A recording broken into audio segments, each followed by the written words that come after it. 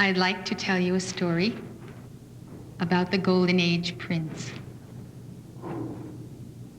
The Golden Age Prince.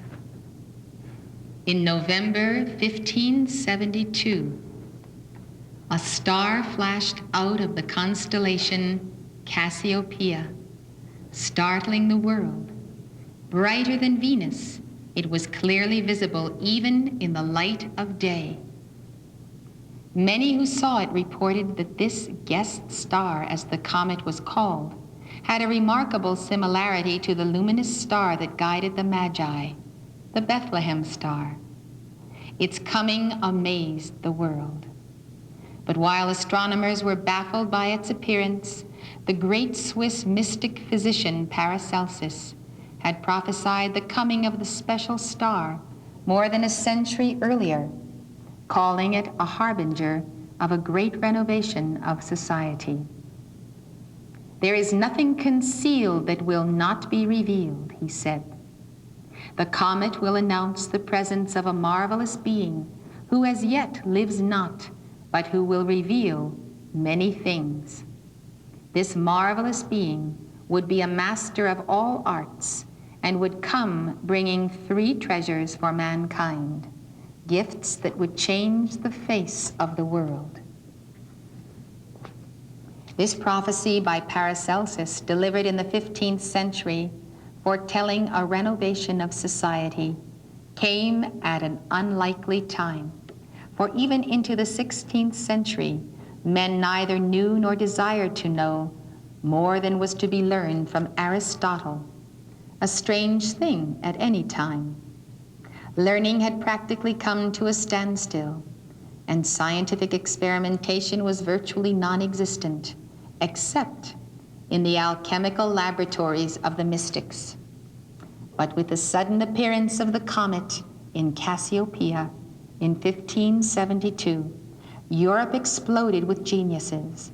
Historian Alfred North Whitehead, in his book, Science and the Modern World, has referred to a ferment of ideas which were initiated with the sudden intellectual revolution of the 16th century, which he says bequeathed formed systems of thought touching every aspect of human life. It is the one century which consistently and throughout the whole range of human activities provided intellectual genius adequate for the greatness of its occasions. The crowded stage of this 100 years is indicated by the coincidences which mark its literary annals.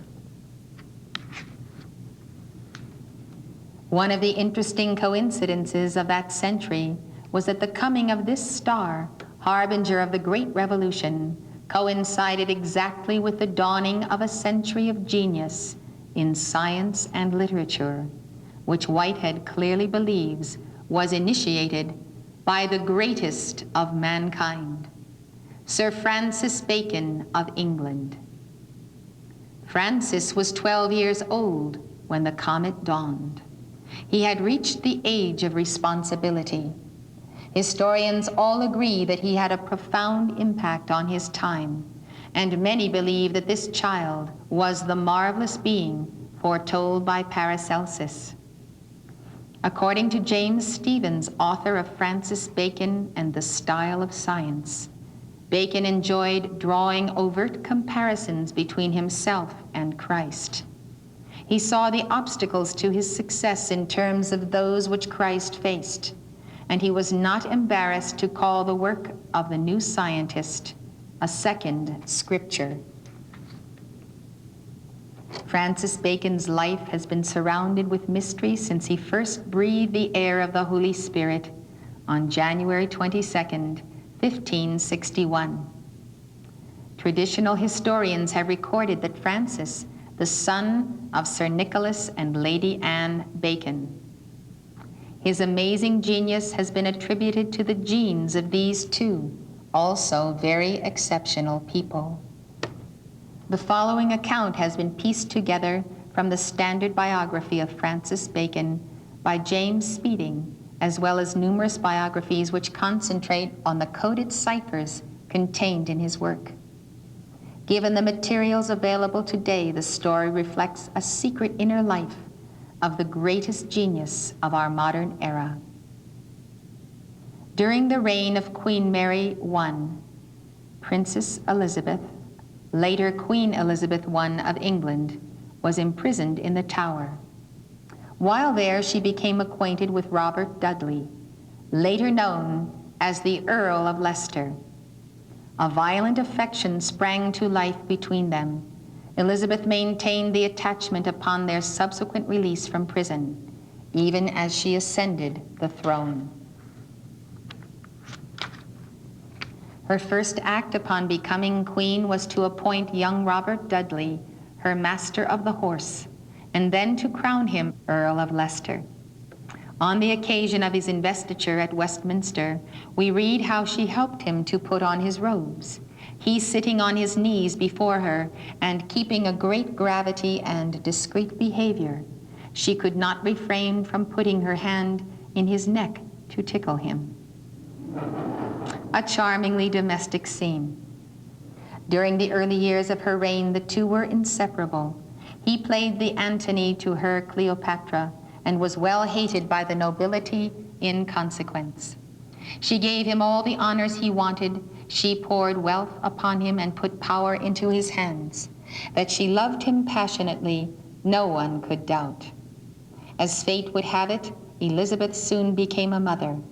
As her pregnancy progressed, she married Dudley in a secret ceremony at the house of Lord Pickering. 3 weeks earlier, Robert's wife, Anne Robsart, had met with a so-called fatal accident. 4 months later, Francis was born. The young prince's premature birth, just 4 months after his parents' marriage, prevented the queen from acknowledging him as her son. Her honor was involved. For state reasons, she could not make her marriage public, and so she continued to pose as the Virgin Queen, even while enjoying a marital relationship as wife and mother. The true lineage of the prince became a state secret, although members of the court all knew it and the common people suspected it. It became a criminal offense to mention the affair. It was certain death or mutilation to speak slander of the Virgin Queen. Mistress Anne Dow of Brentwood gossiped that the Queen had given birth. She was burnt. Robert Brooks of Devizes was sent to prison for reviving the report. And in 1570, Mr. Marsham, a gentleman of Norfolk, had his ears cut off for having said, "My Lord of Leicester had 2 children by the Queen." When Francis was born, Elizabeth's chief lady-in-waiting was Anne Bacon, the wife of Sir Nicholas Bacon, the Lord Keeper of England. Anne, who had been raised with the Queen, had maintained a good relationship with her. It was she who pleaded with the Queen to spare the life of the child at his birth, offering to raise him herself if the Queen would provide for his support. After some discussion, the Queen agreed, and Lady Anne took the tiny child home that same day in a little round painted box. Anne had been expecting a child herself. It would have been easy for her to announce the birth of twins. But when Anne's baby was born dead a week later, the switch was made and the new little baby boy was introduced to the world. Lady Anne was known through all of England as a deeply religious woman whose accomplishments were many and varied. She was familiar with classical and modern languages. In fact, she was known throughout Europe for her translations from Latin and Italian. We know that Francis loved her passionately, calling her God's own saint, and that even in his middle years he continually returned home so that Anne could care for him. Sir Nicholas, the Lord Keeper of England, was also a writer who reveled in the classics.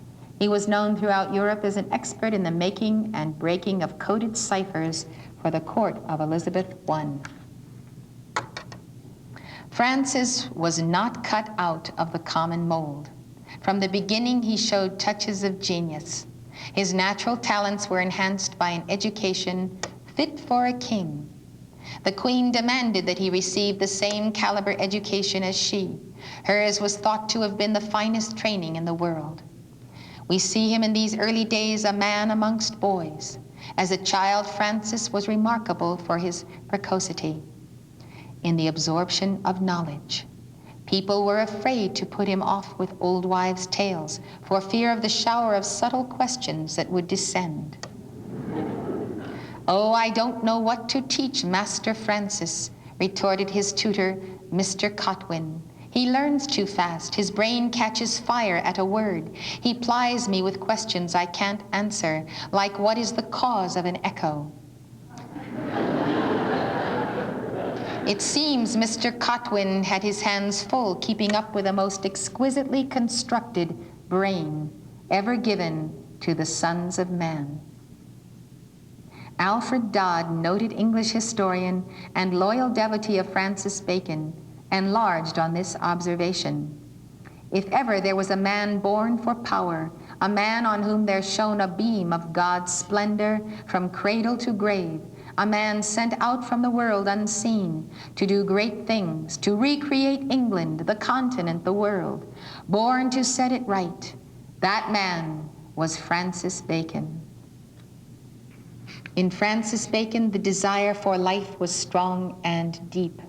It took the form of a longing to know and to understand. His mind ripened astonishingly early. He turned eagerly to books and devoured their contents as a starving child wolfs a crust.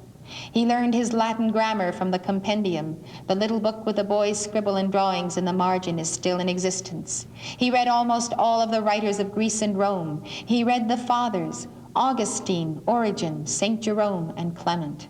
And for diversion, he read the novelists of Italy and the witty satires of Erasmus.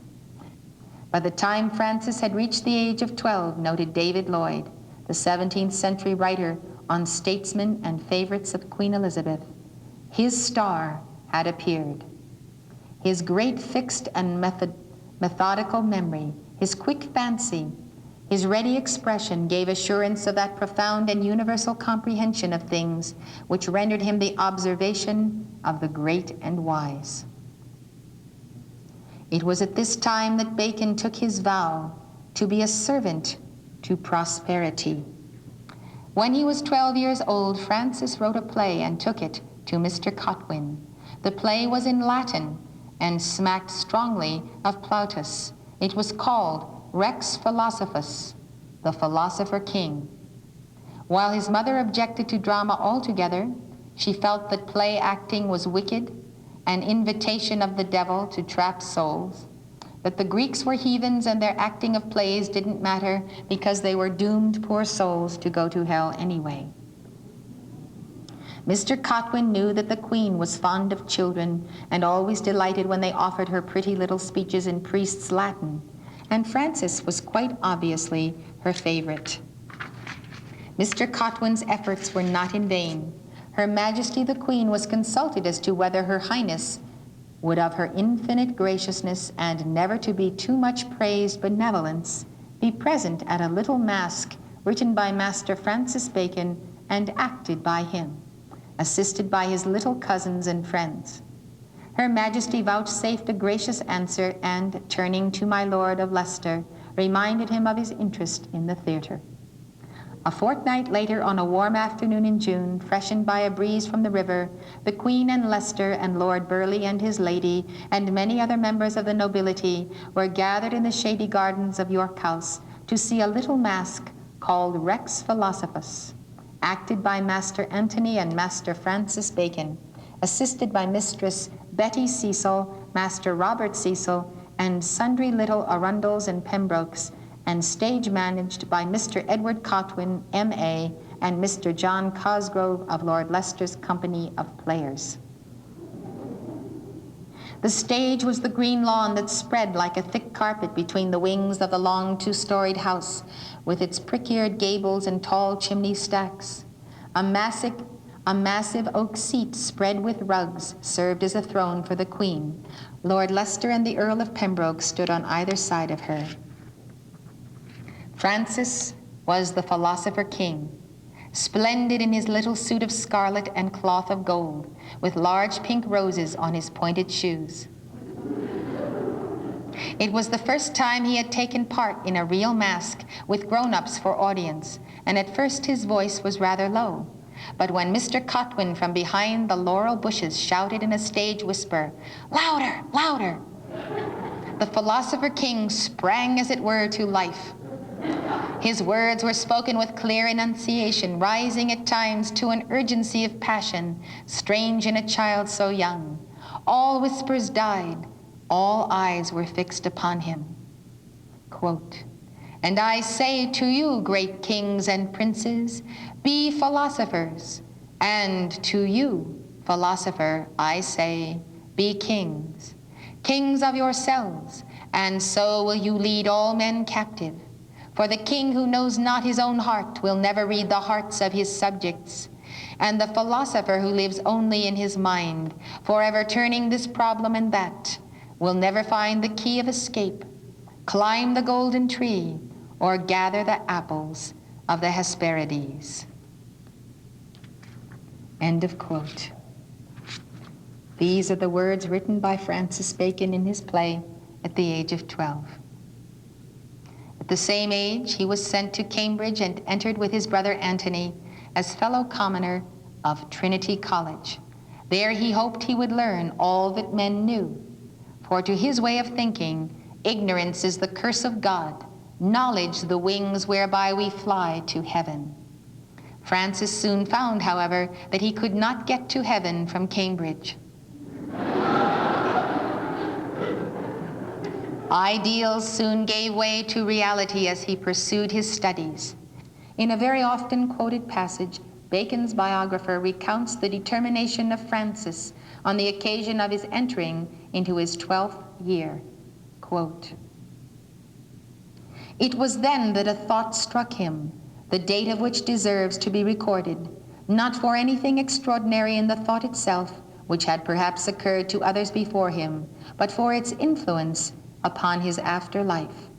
If our study of nature be thus barren, he thought, our method of study must be wrong. Might not a better method be found?" The suggestion was simple and obvious, and the singularity was in the way he took hold of it. With most men, such a thought would have come and gone in a passing regret. But with him, the gift of seeing in prophetic vision what might be and ought to be was united with the practical talent of devising means and handling minute details. He could at once imagine like a poet and execute like a clerk of the works. Upon the conviction, this may be done, followed at once the question, how may it be done? Upon that question answered, followed the resolution to try to do it. End of his biographer's quote. Observe that the subject of this paragraph is a little boy 12 years old. The biographer continues, "Of the degrees by which the suggestion ripened into a project, the project into an undertaking, and the undertaking unfolded itself into distinct proportions and the full grandeur of its total dimensions, I can say nothing. But that the thought first occurred to him at Cambridge, therefore before he had completed his 15th year, we know upon the best authority, his own statement to Dr. Raleigh. I believe it ought to be regarded as the most important event of his life, the event which had a greater influence than any other upon his character and future course." Isn't it wonderful to note that a boy of 12 to 15 is free to think without the bombardment of noise, of rock music, of tampering with drugs, or the bombardment of television? I am certain that sons of God and light bearers today of that age, they very well have ingenious ideas passing through their minds, but they do just that. They often pass through because there is too much debris. It was as if there was room for an echo in this age of Francis Bacon, for the word of God within his mind to echo and return to him as a practical reality. It gives us pause to consider If another Francis Bacon has already been lost to this culture and generation, and it gives us pause to consider how the great silences and vastnesses of the inner retreat can provide room to think for children with minds such as these. From that moment there was awakened within his breast the appetite which cannot be satiated, and the passion which cannot commit excess. From that moment he had a vocation which employed and stimulated all the energies of his mind, gave a value to every vacant interval of time, an interest and significance to every random thought and casual accession of knowledge, an object to live for as wide as humanity, as immortal as the human race, an idea to live in, vast and lofty enough to fill the soul forever with religious and heroic aspirations. From that moment, though still subject to interruptions, disappointments, errors, regrets, he never could be without either work or hope or consolation. The simple idea that there is a better way, that we can figure out how to do it, and then we can do it. Bacon's plan to change the whole wide world crystallized into a scheme which he later called the Great Instauration. In it he proposed a renewal of art, science, literature, and ethics. This very concept, in essence, became the blueprint for the English Renaissance. His biographer, Alfred Dodd, asserts that Bacon labored at putting this plan into operation all his life, not only by writing books, but by the active establishment of organizations that would further his purpose. In 1576, at the age of 15, Francis left Cambridge without having received his diploma, and at the insistence of Sir Nicholas, embarked upon a law career at Gray's Inn. On September 20, 1576, Francis attended a birthday party given for Queen Elizabeth. The occasion proved to be the most trying of his life. In the middle of the party, Francis' cousin Robert Cecil spitefully whispered the secret of Mr. Francis' birth to the ladies of the court. The Queen, overhearing one of the maids-in-waiting, Lady Scales, repeating the story, seized the unfortunate girl and beat her furiously.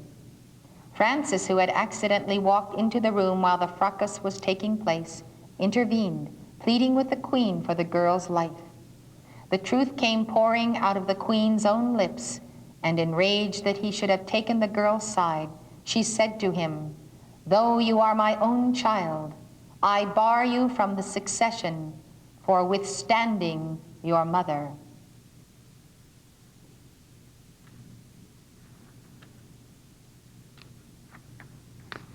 Shocked beyond tears, Francis ran home to York House, threw himself at Lady Anne's feet, and implored her to tell him the truth. Reluctantly, she unraveled the true account of his birth, admitting that the Queen would have had him killed had she not pleaded for his life. To soothe his pain, Francis wrote several sonnets to the Queen. Wrapped in mystery, they have never been quite understood by the literary community. When the Queen realized how uncomfortable the truth could be for her, she sent Francis to Europe in the care of Sir Amias Paulet, her ambassador to the French court. She needed some time in which to decide what to do about this incognito young prince of hers.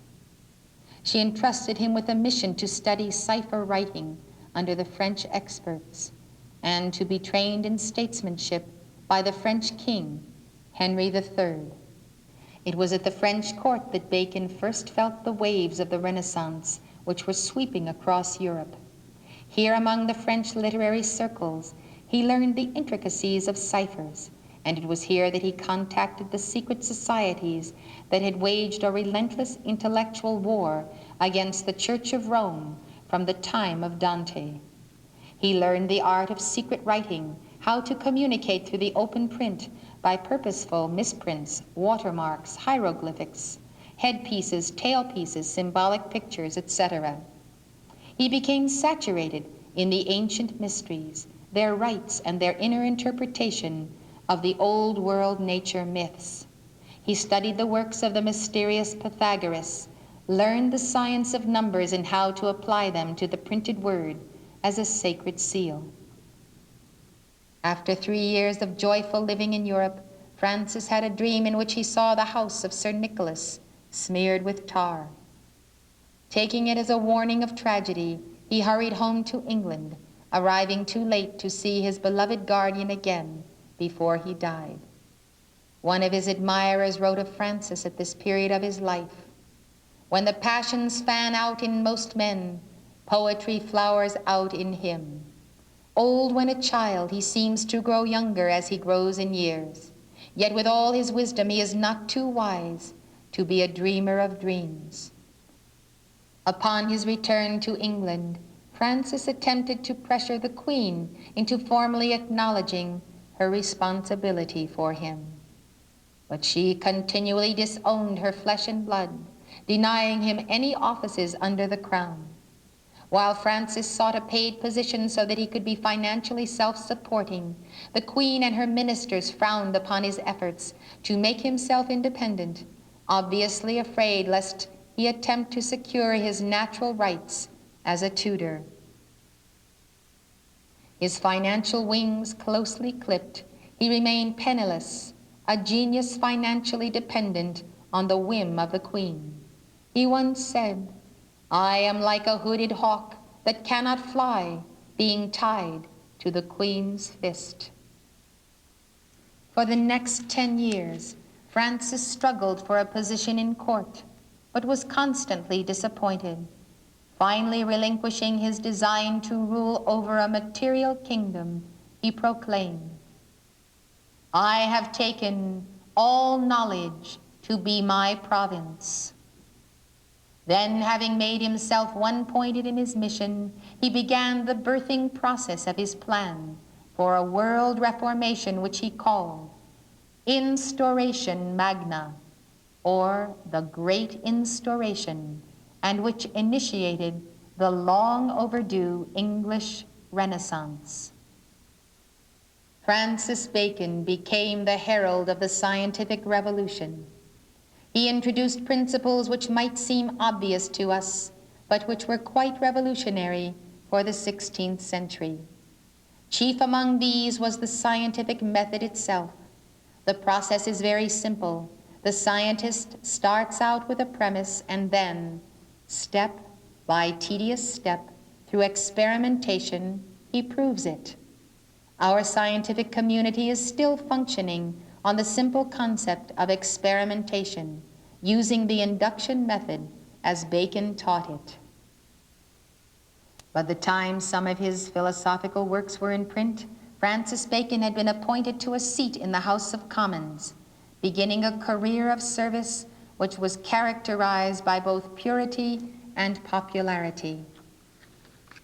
During the 3 sessions of Parliament in which Francis Bacon served, England experienced some of her most important political victories, including the defeat of the Spanish Armada in 1588.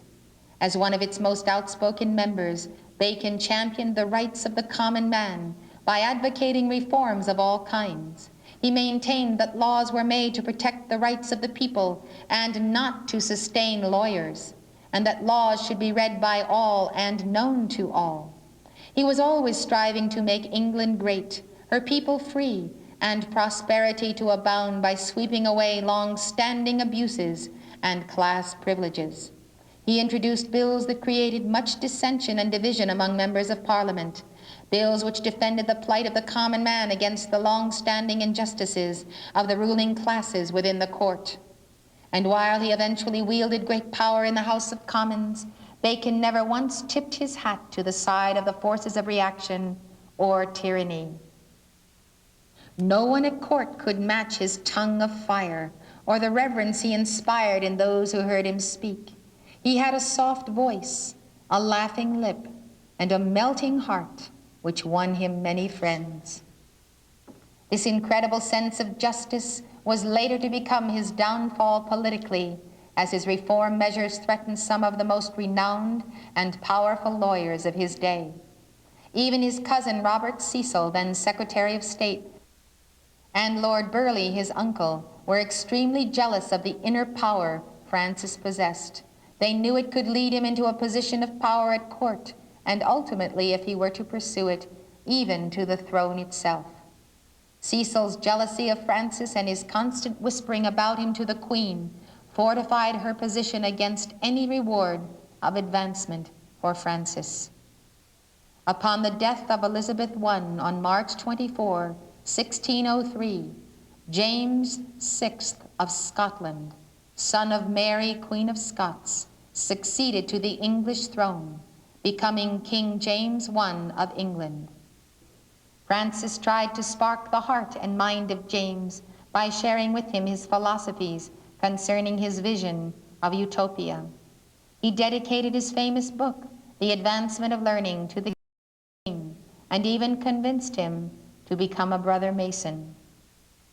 When Francis married Alice Barnum, a woman many years younger than he, and a commoner at that, many people suspected that Francis was assuring James that Francis was not a rival for the throne of England, for no child born to a commoner could have become heir to the English throne. Unlike Elizabeth before him, James awarded Francis many offices at court, including Solicitor General, Clerk to the Star Chamber, Attorney General, Lord Keeper of the Great Seal, Lord Chancellor, and Viscount St. Alban. The chancellorship was the highest office in the land, next to the king. At least one individual, however, was not so grateful for the wisdom of Francis Bacon. Sir Edward Coke, his fellow attorney in Parliament, watched Francis rise to power with dismay. Coke had detested Bacon from the day Francis entered the House of Commons as a young man. The two were in every way opposites. Coke was rich and powerful, 10 years older than Francis, a lawyer of repute with a ready, bitter tongue, a narrow mind that revolved exclusively around musty law tomes, and the miserly gratification of making and hoarding money. Francis was usually poor and penniless, a young idealistic barrister who loved literature above most things, whose only use for money was to spend it in the pursuit of wisdom and the upliftment of his fellows. He had, moreover, the mouth and heart of an ancient orator, not the mere logic chopping of some of his peers. Coke hated Francis for his genius. Coke's inferiority complex stirred in the presence of one who he intuitively recognized as his intellectual superior. And he hated him all the more, knowing Francis Bacon to actually have a prouder lineage as a Tudor prince than his own.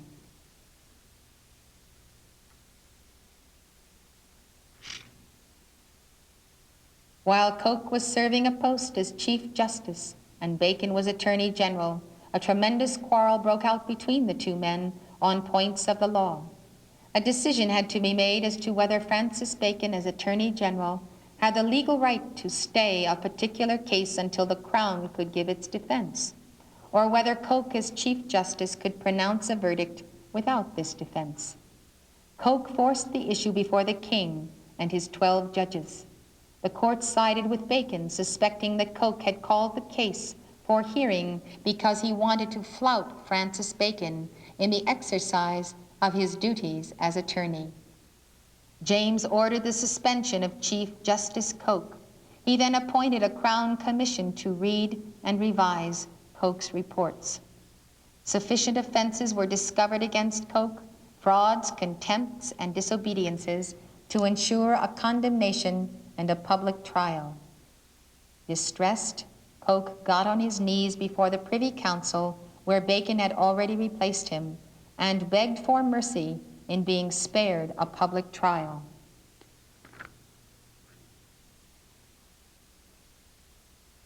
Responding to his pleas, Francis wrote to the king in Coke's defense. Had it not been for Sir Edward Coke's reports, which though they may have some errors, some peremptory and extrajudicial resolutions more than are warranted, yet they contain infinite good decisions and rulings over cases. Thus, mercy was extended. Still, this was Francis Bacon's victory. When news of Coke's disgrace spread to the common people, they joked to one another, "The bacon has been too tough for the cook."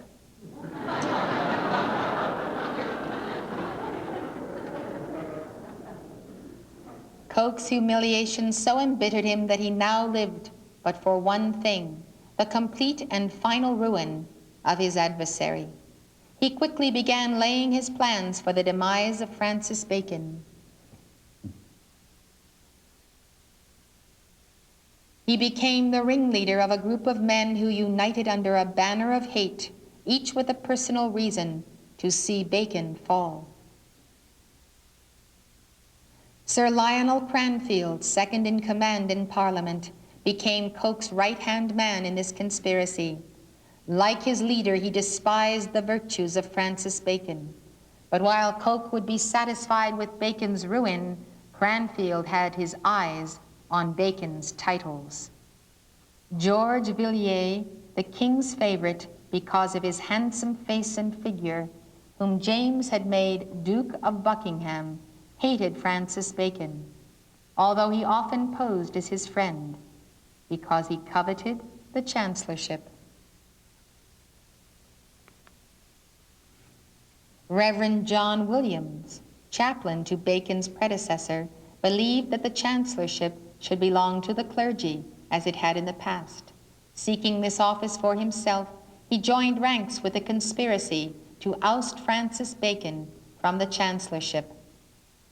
Then there was John Churchill, a crooked lawyer of the Chancery Court, infamous for forging chancery orders. Bacon, who presided over the Chancery Court, happened to detect him in an act of forgery. Churchill could have been prosecuted, fined, and imprisoned for this offense. But Bacon was merciful and simply dismissed him. Churchill vowed vengeance upon the Chancellor for his dismissal. Resolving not to sink alone, he flew to Sir Edward Coke for help. John Churchill became the key to Coke's conspiracy. Realizing that because of his position in the Chancery Court, Churchill knew the face and name of every disappointed suitor, every dupe that had been hurt by law or who thought he had been, a bargain was speedily struck between the two men.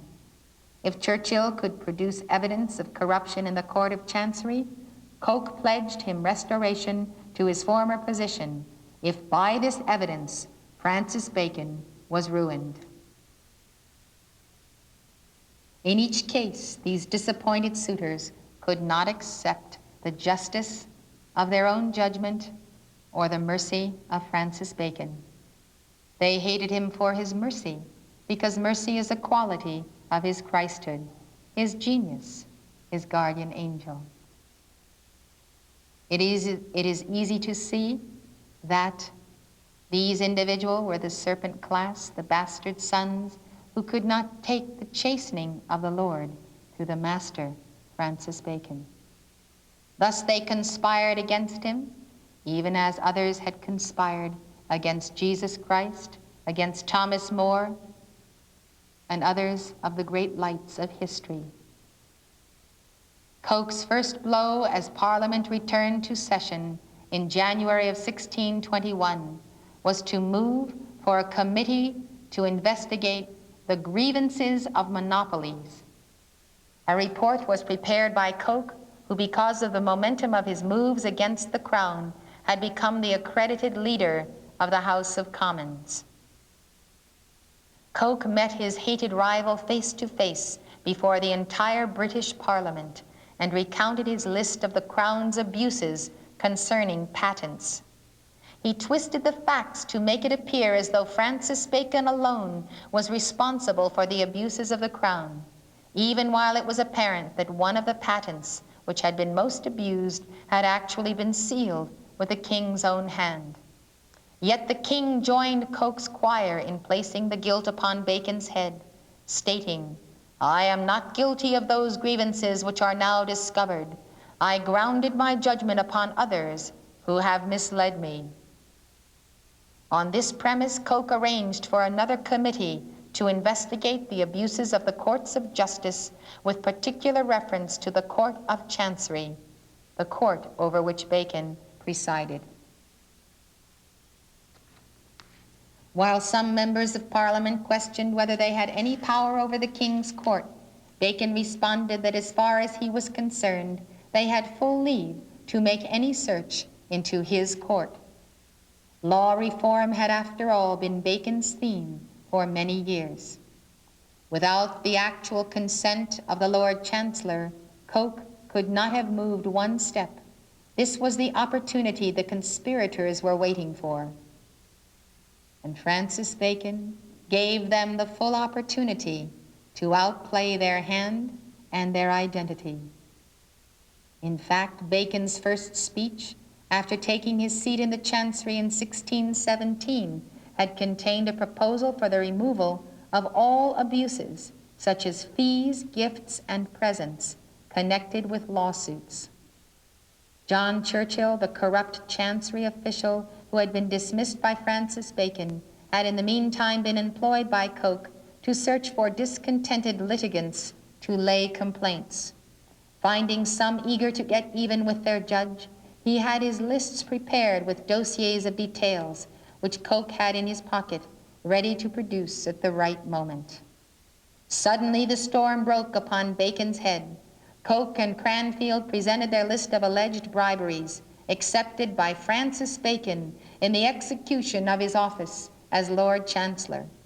Bacon was taken totally by surprise, as were the other members of Parliament who had always respected the integrity of the man and his office. Bacon, in his first 4 terms, had made 8,798 orders and decrees, and freed more than 35,000 suitors in his court from the law's uncertainty. Scarcely one of Bacon's decisions had ever been reversed. In his determination to defend his good name, Francis responded to the charges. "I know I have clean hands and a clean heart, and I hope a clean house for friends and servants. But Job himself, or whosoever was the justest judge, by such hunting for matters against him as hath been used against me, may for a time seem foul, especially in a time when greatness is the mark and accusation is the game. I praise God for it. I never took a penny for any benefice or ecclesiastical living. I never took a penny for releasing anything I stopped at the seal. I never took a penny for commission of things of that nature. I never shared with any servant for any second or inferior profit."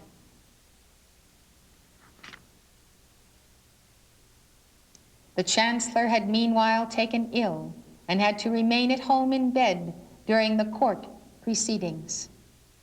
We surely understand this to be the momentum of criticism, condemnation, and judgment directed against him by these vicious individuals. Therefore, from his bed, he wrote to the king, "I have been no avaricious oppressor of the people. I have been no haughty or intolerable or hateful man in my conversation and carriage. And for the briberies and gifts wherewith I am charged, when the books of hearts shall be opened, I hope I shall not be found to have the troubled fountain of a corrupt heart, in a depraved habit of taking rewards to pervert justice, howsoever frail I may be, and partake of the abuses of the times." Bacon then asked for an opportunity to defend himself before the court. The remaining account is based on Francis' own records of the passing events, written by a biographer. He writes the peers asking them to suspend judgment until he can call his own witnesses, produce rebutting evidence, instruct counsel, until he knows the definite charges, is fit to attend to details. He asks for permission to cross-examine and the usual legal privileges attendant on a high court action. Though ill, he makes active preparation for the defense, knowing that he has clean hands and a pure heart, and can riddle the charges. Unknown to him, the charges accumulate. There are 22 in all, expanding to 28 counts. The king becomes alarmed. The temper of the House of Commons is such that he knows if the chancellor be acquitted, the House will turn on his favorite, and probably himself, with disastrous consequences. Coward as he is, he seeks the advice of the cleric John Williams, one of the conspirators who covets the chancellor's office. He and Buckingham urge the king to ask Lord St. Alban to abandon his defense, to plead guilty in general terms, suggesting that the king could extend his prerogative to later annul whatever sentence was passed by a full pardon. Their advice is to command Lord St. Alban as the king, if necessary, to submit to his will and to plead guilty. The king, full of fears of red ruin and revolution, sees the Lord Chancellor. He begs and implores him to submit lest the throne be jeopardized. He makes all sorts of specious promises. At last, as king to servant, he commands him to enter a general plea of guilty to the charges.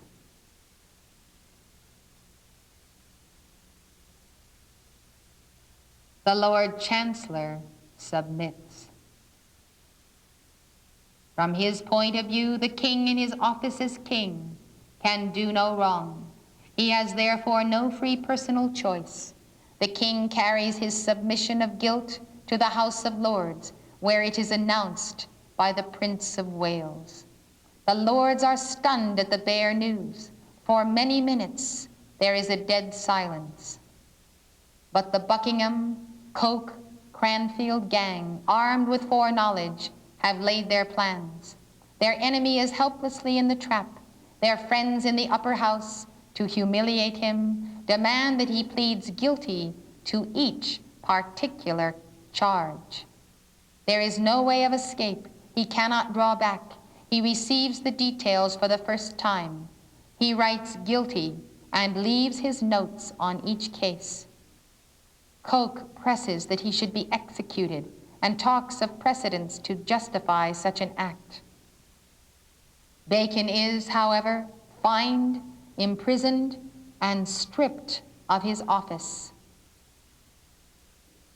While imprisoned in the Tower, Francis wrote to the king for mercy.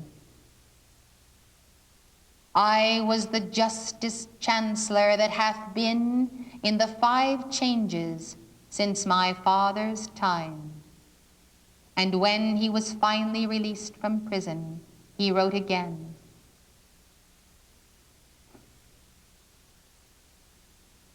I humbly thank your majesty for my liberty, without which timely grant any further grace would have come too late. But your majesty that did shed tears in the beginning of my trouble, will, I hope, shed the dew of your grace and goodness upon me in the end. Let me live to serve you, else life is but the shadow of death. To your majesty's most devoted servant, Frater St. Alban. Francis Bacon considered himself a living sacrifice upon the altar of human need. 3 years after the House of Commons sacrificed its own, the chief reformer of the age, an act of conciliation was granted by the king, and Bacon was reinstated with all his honors and privileges as a peer of the realm. All charges of bribery were officially dropped.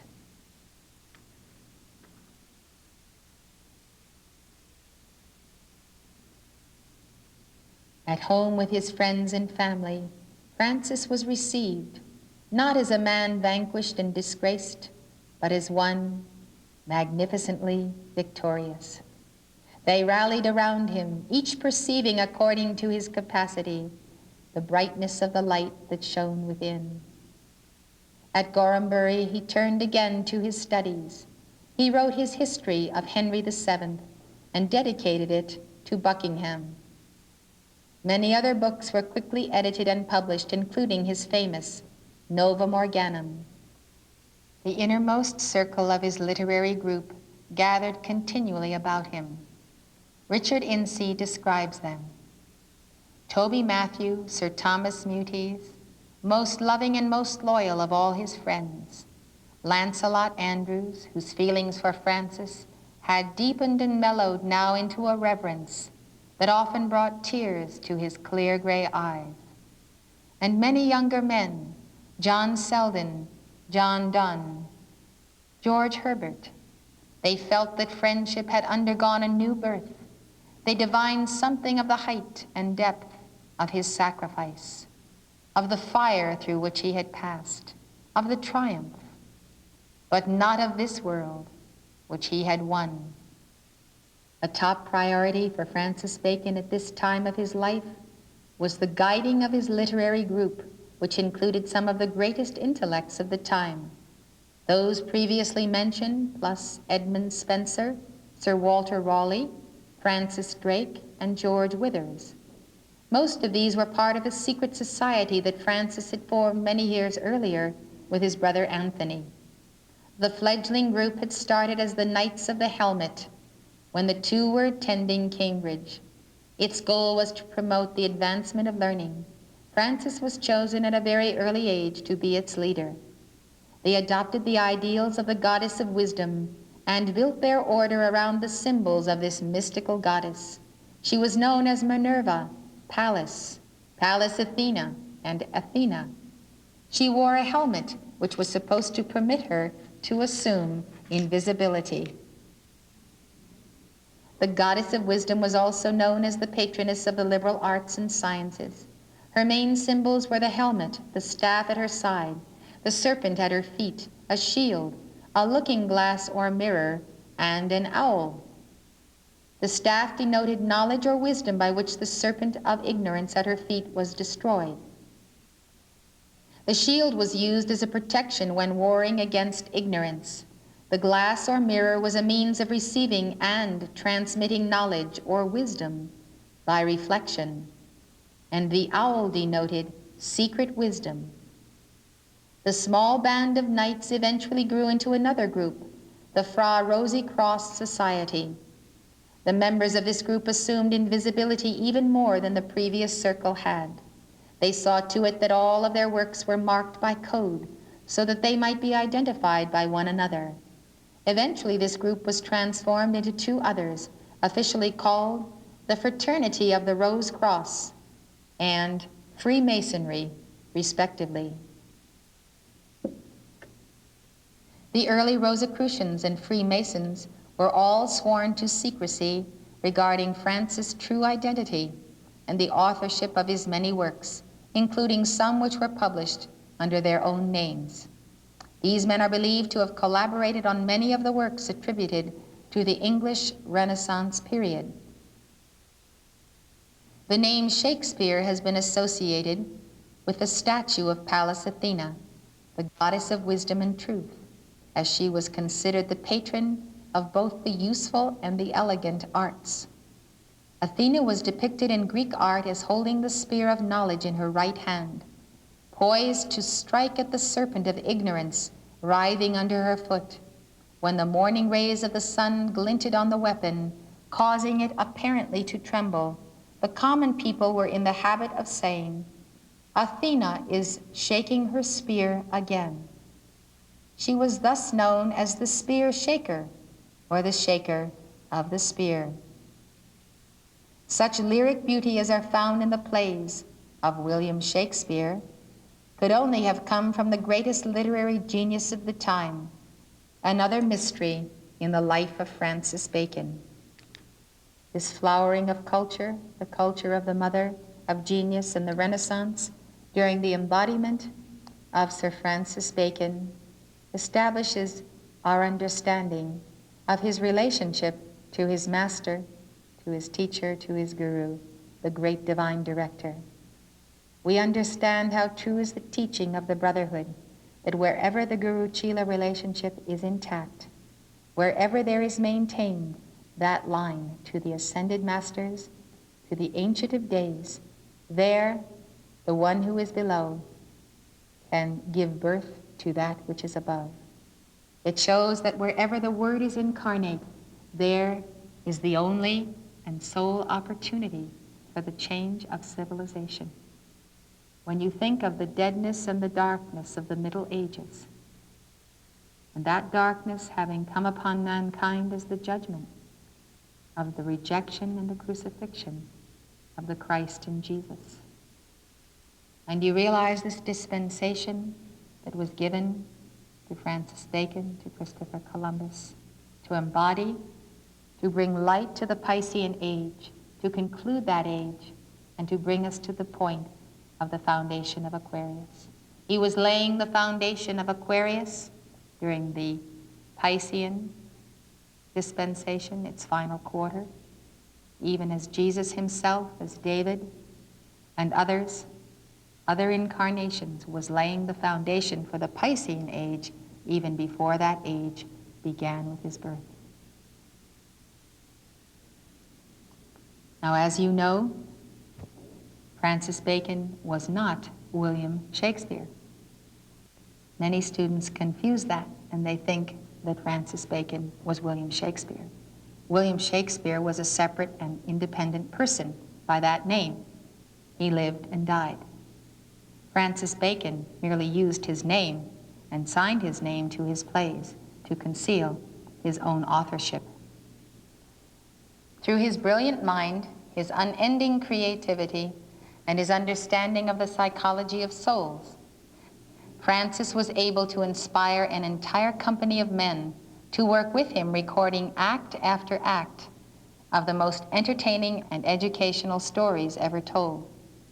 His intent in publishing these under fictitious authorship was to leave an open door for his radiant thoughts to reach the common man of England. A teaching on morals seen through the drama of life has more impact than words on a library shelf. Francis and his stories have been loved and cherished for centuries. On Easter Sunday, 1626, at the age of 65, Francis Bacon died to the world he knew and loved. His casket was buried at his request next to Lady Anne's grave in St. Michael's Church at St. Albans, Hertfordshire.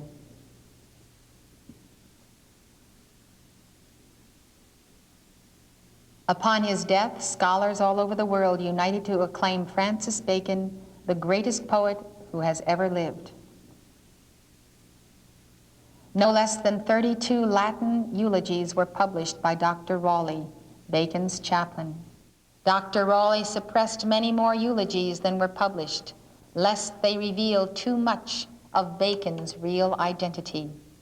And a very enigmatical utterance was made by Henry Oakley. Oakley said, "He is gone. The word suffices for our grief.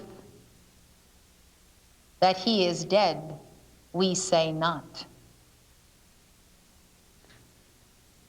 Why all the mystery again surrounding Bacon? As we examine the details of his death more closely, we discover that each one of 4 different writers, contemporaries of Bacon writing on his death, assigns a different place for the event. One says that he died at the house of Lord Arundel at Highgate, another that it happened at the house of his friend Dr. Parry in London, a third that he died at the house of his cousin Sir Julius Caesar in Mushwell Hill, and a fourth that he died at the house of his physician Dr. Witherbourne. Not one of these authorities either confutes or confirms one another, and no one has actually claimed to have been with Francis when he died or to have seen his dead body. Long research through a collation of books and records has indicated that, in fact, Francis St. Alban did not really die in 1626. We may suspect instead that all those who reported on his death were in league with one another, each pledged to suppress the true location of the revered adept. When in 1626 Francis held a public funeral for himself, his intention was that he should die not of the flesh, but a philosophic death to the world. His friends helped arrange a feigned funeral in which an empty crypt was sealed in St. Michael's Church. It is said that Francis, dressed in the garb of an old woman, actually attended his own funeral.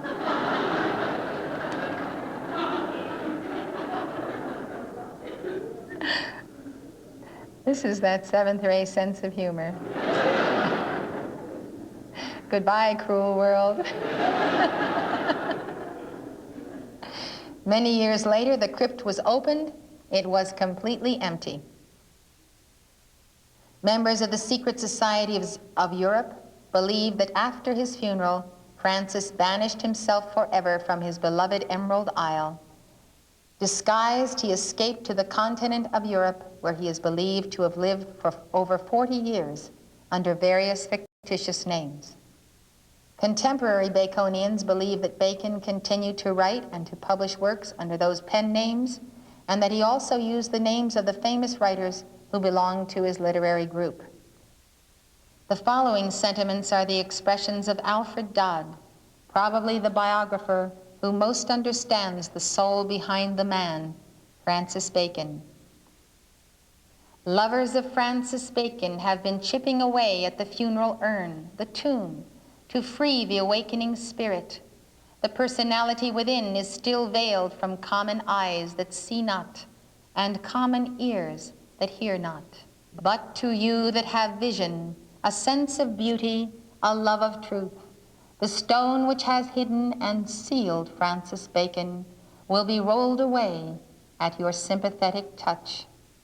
From those dead ashes, a new creation will arise. He will be seen and walk and talk with you of the Via Dolorosa, of the stations of the cross, of Gethsemane, of Calvary. The great magician walks once more among the sons of men. Lord St. Alban, the founder and father of modern free and accepted or speculative masonry. Shakespeare, the lover of humanity. He will rewrite history. He will throw into confusion all the literary highbrows who have chattered so foolishly. He will dissolve fond myths, monuments, and shrines with the charm of an indulgent smile. He will live as Shakespeare, a personality to be loved in the hearts and minds of men forever. Equipped with this knowledge, you will be able to say with the authority of one of old, "He is not here, he is risen. Why seek ye the living among the dead?" Alfred Dodd, his beloved biographer. Well, we can speculate that Francis Bacon departed to the Rákóczi mansion in Hungary at some level, physical or beyond the physical, that he perfected his adeptship, made his ascension, and spent another 200 years in Europe as the Wonder Man, attempting to form the United States of Europe, back in court again, peerless, the master. He was seen to be leaving the court of Versailles, and all of a sudden, through one more door, and he was disappeared. All of the feats that he performed, which are very exciting reading,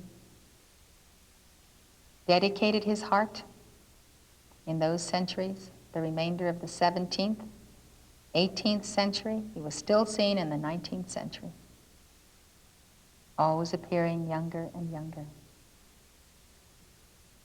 So the Wonder Man of Europe did not desire to take his ascension and go on to Elysian fields. He never became King of England. Yet he was the magician that gave a new birth to England, to America, and he wanted with all his heart to give that new birth to Europe. 2 centuries for an ascended master is a long, long time. Every second of those centuries can be spent in cosmos in an equivalency of 1,000,000 years. He confined himself to that arena. Everyone of European descent or every European student ought to realize how much the Master Saint Germain and his guru has cherished that land and its people, because they're the people of the prophet Samuel, the 10 lost tribes of Israel. And there they re-embodied all over those nations to follow the new Atlantis, to the new world, to follow the Ark of the Covenant that went to America precisely when Saint Germain discontinued struggling with Europe and turned his attention to form the United States of America. That turning point came in the hour of the French Revolution. We can well understand why. At that moment, he moved on. Obviously, he had already been preparing the United States. He was there in all of the preparations that happened long before, decades before the French Revolution. So at the time of the French Revolution, he was in Versailles, he was throughout Europe, and he was right there with Washington. Obviously, the Wonder Man, the Ascended Master. How he has cherished God government on earth. And this dedication of Francis Bacon to the true mission of Jesus Christ is so clear.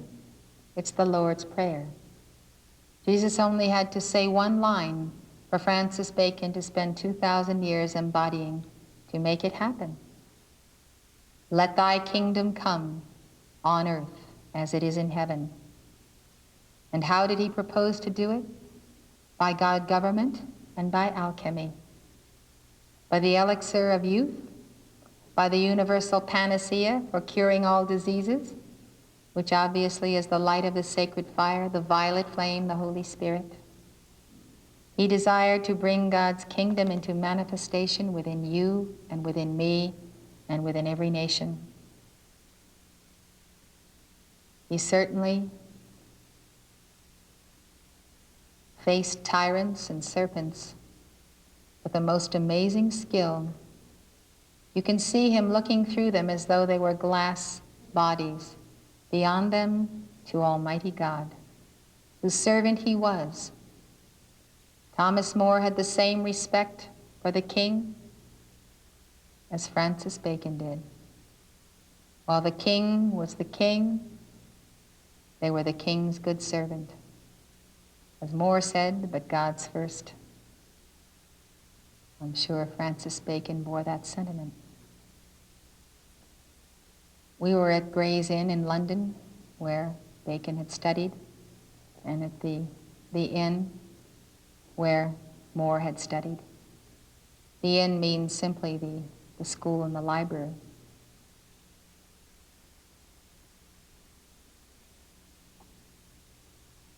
It's wonderful to go to places that have existed these hundreds of years, where these individuals have been so real, and how real they have been in our history, as many of us are also descendants of the British Isles.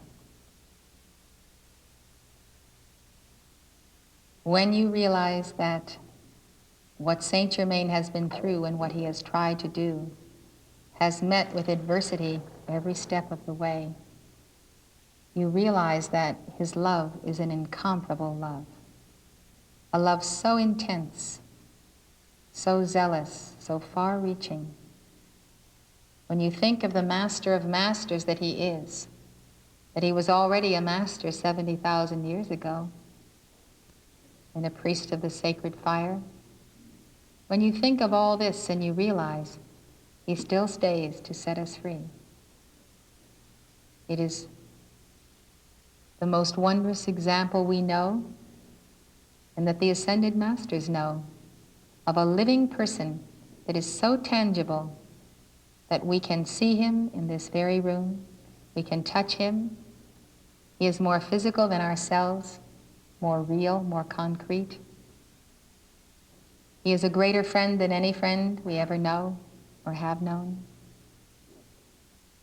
His mind is so vast that I feel almost as a beggar to even attempt to be his messenger, to think that he has to put up with my vessel to get across what he wants to get across. But you know, he doesn't have to stop with me. All of the marvelous advances in science and literature and culture that he has sparked can become your fort. And you can become spokesman for Saint-Germain in a very detailed way through the technology which his scientific method has brought through. I think we should all dedicate ourselves to be spokesman for Saint-Germain, for he has so many, many, many talents and ideas in every field of human advancement that even with all of us, we may not get it all said. So I know the fervor of your heart's love for Saint-Germain has brought you here before you even knew the name of Saint-Germain, because he is the spearhead of the Great White Brotherhood's movement. It is his life that is laid on the line for you, and he is the one that bears your karma and has made the sacrifices, with El Moria and all the rest supporting him. So it's a wonderful thing to have a little more insight into the life of Francis Bacon. Not so much to know that he suffered a conspiracy and betrayal, but to know how he faced it. It did not change his attitude toward God and man. No reaction against the king, the scoundrel that was in his place. No reaction against the rest. He moved on to set forth the teachings of his heart in writing.